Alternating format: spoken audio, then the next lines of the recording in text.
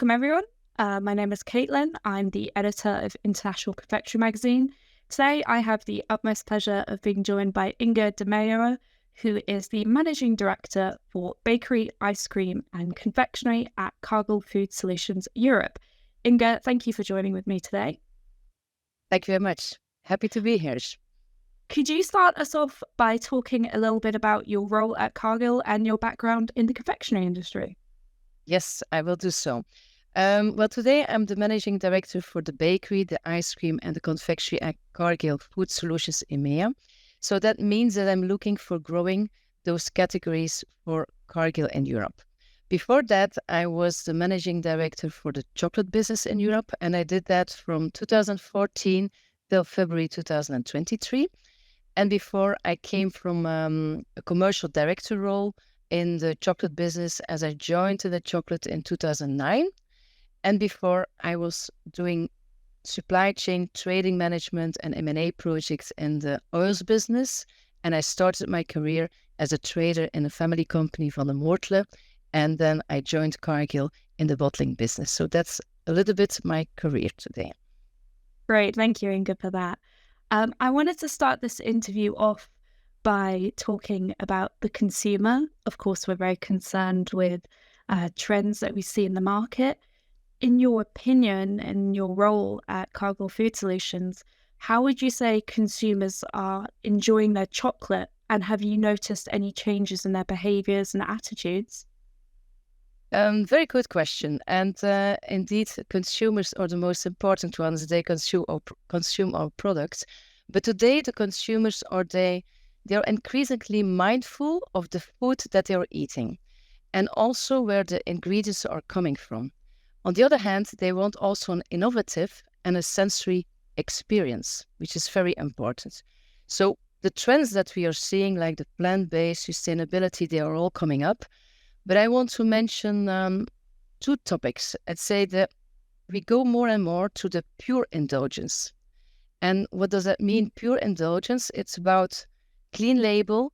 It's about being good. It's about buying something that is not at the cost of the health and the nutrition for the consumer.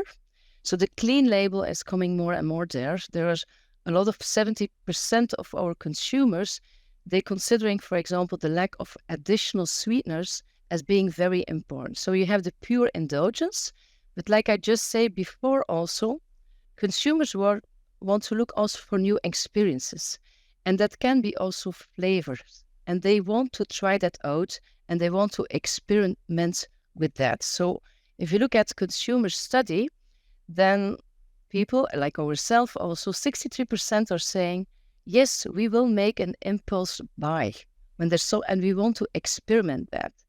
And we see that with younger people, but we see that also with older people.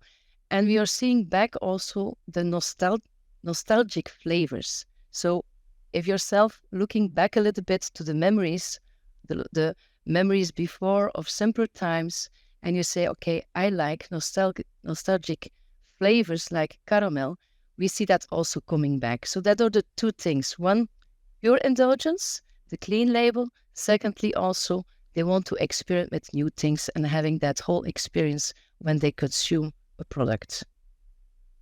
Which is very interesting. I think when we talk about these trends, there's so much going on. And as you say, an increasingly discerning consumer. How do you at Cargill Food Solutions keep up with what is arguably quite a fast-changing and evolving market? Of course, yes, that is true. So there are rapidly changing world demands, and we need to do that also in a transformative approach. So as a reputation of Cargill, our reputation is reliability, it's security, but it's also standing for innovation. And we are well positioned as Cargill to become the go-to partner for our customers and to realize also together in a co-creation food ambitions that they win into the market. Question is, how do we do that? Well, on one side, we look at, together with our customers, we look at future trends. And future trends that comes from Trend Tracker, Ingredient Tracker, which is looking to make macro shopping habits and the consumer behavior on a global scale. But also we look at category-specific surveys, that there is a deep dive of one of the consumer insights. And let's give me an example. If we do a consumer insight deep dive on sustainability, then we really look at the consumers, what they want to see, where is the interest of the consumer on sustainability. And if you look at results on that, then you can see that 55% of consumers, they want to have something incorporated that is more sustainable foods in their diet, which is very important.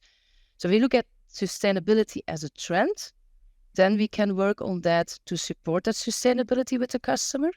And we have, for example, a very good example on Cargill Cocoa Promise, where we make sure that we have the full transparency on the deep expertise that we have from the origin where we are in, and we can also support the sustainability and look on a fair working conditions throughout the whole supply chain with our farmers from the bean to the bar. So that's how we work together. Another example, and the life cycle analysis data. And that means that it's following the footprint, the quantification of the emissions of the ingredients and the full supply chain of the product. So it means that we can give data to our customers that in their product, we can give them more insights on the sustainability, which is, I think, a great thing to do. So sustainability is one of the key trends that we are seeing in the business. Absolutely. And I think having quantifiable data, its value can't be underestimated or understated, because I can imagine if you as a business, having that to hand and also maybe showing customers it is really helpful just to have a better understanding of what solutions can be more sustainable. I wanted to talk to you as well, Inge, about the gourmet chocolate market, which is, of course, a very interesting and growing market. What would you say is fueling growth in this market, and why are you, as a business, looking into it? Why are you investing in it? Well, we are investing a lot in the chocolate today in Cargill. So it's a dynamic world in the chocolate market, a dynamic time. But we have in our gourmet spaces and for the industrial chocolate also. Last year we opened the House of Chocolate, and that's an innovation center next to our Moeskroen production site, where we, let's say, have a role to play with our customer to co-create and support in innovations. And for gourmet, this is very important. We have a demonstration kitchen over there where we do master classes, where we invite chefs, where we have chefs who are coming in, bakery chefs, pastry chefs, where we then also do demonstrations on how to use a product, but also to bring our new innovations to the market, which can be decorations, but which can also be, for example, dairy-free, new white chocolate, new caramel chocolate. So that's one of the things where we invested in our House of Chocolate. We are also investing in let's say, in Moeskroen, in building new lines for expanding our gourmet business. So I think that's a very important growth area, because we see that the gourmet space and the product portfolio is a growing market, where, if the out-of-home consumption of people is growing, so also that is then for the branded business and for the bakery chefs and for the pastry chefs, it's important to have a good brand, to have a good product, and that's where we play in.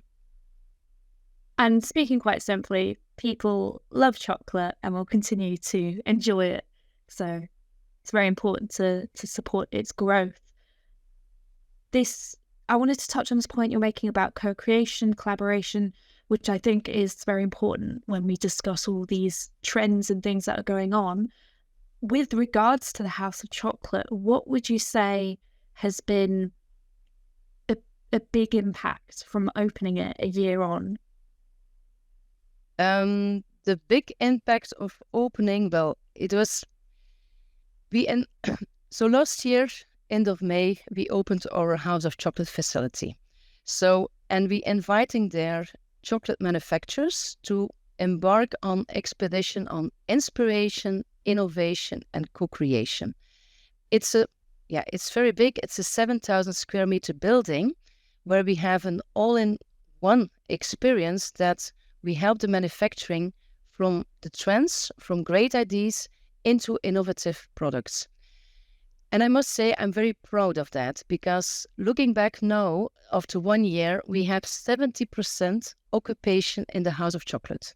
That we have customers coming from the gourmet customers to food manufacturers, to large food manufacturers, but also medium-sized manufacturers, to bakery pastry, to chocolatiers. So we have world-class chefs coming in. We have sensory that's working together with our sensory experts. So I think this is great to see.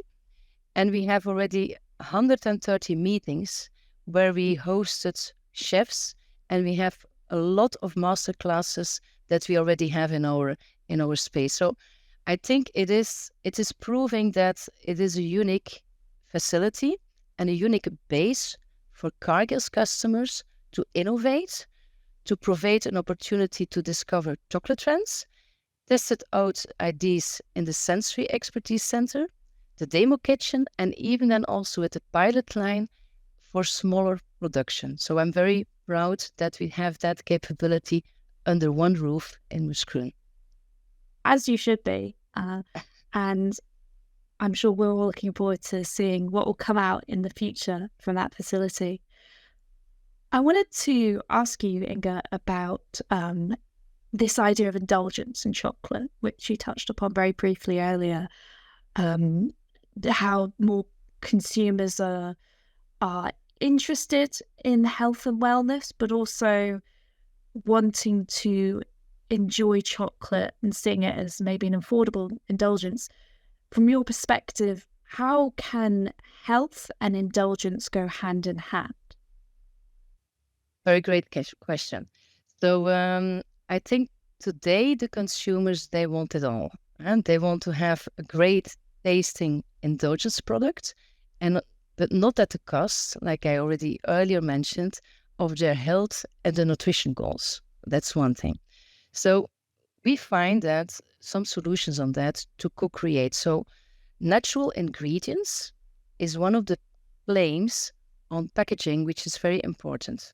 And like said already, 70% of the EMEA consumer considering the lack of additional sweeteners to be very important. So working on that helps to bring the consumers a healthy product, a clean label, but it should taste very good. That's very important. So we have a couple of examples in our range. When you look at our Herkens Sweetie Cocoa Powder, this is a range of cocoa powder that can be used in beverage, but that brings, let's say, a very huge sugar reduction. So less sugar is very important, but it creates the same taste, a good taste. So I think this is one of the examples. If you look at confectionery then, if you go to the confectionery side, then we have also in our chocolate business, sugar-reduced chocolates. And we have also products that we showed also in the FAE with a Nutri-Score, which is becoming more and more important, that have a lower Nutri-Score at the end product itself. Yeah.